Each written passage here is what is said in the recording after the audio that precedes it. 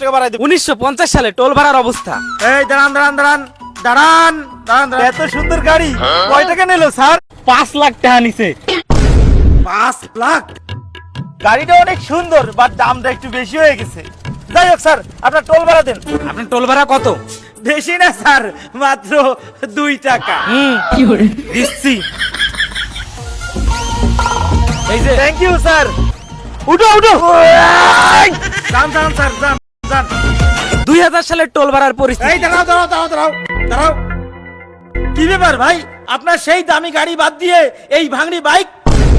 কি বলবো ভাই, দুঃখের কথা যে এই চাকরি করি, ওই চাকরি দিয়ে বর্তমানে সংসার চলে না, তাই দামি গাড়ি বেচে দিয়ে এই ভাঙড়ি কিনেছি, আর ওই গাড়ির টাকা দিয়ে এখন বাজার করে খাচ্ছি। ঠিক বলেছেন ভাই, বর্তমানে বাজার সদার যে দাম, তাতে এই বেতনে সংসার চলে না।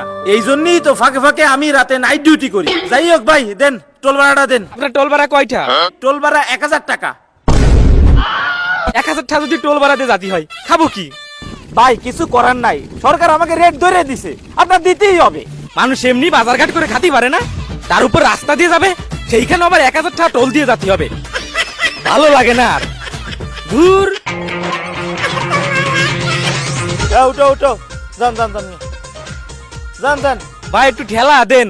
আরে মিয়া, ভাঙ্গারি বাইক নিয়ে আবার ঠেলাও মারতে হবে। ঠেলা না দিলে স্টার্ট ওঠে না। ভাই তাহলে এবার 10 টাকা বাড়াই দিবেন। হয় তোমার তো টোল ভাড়া দিছি, হনতে নিও।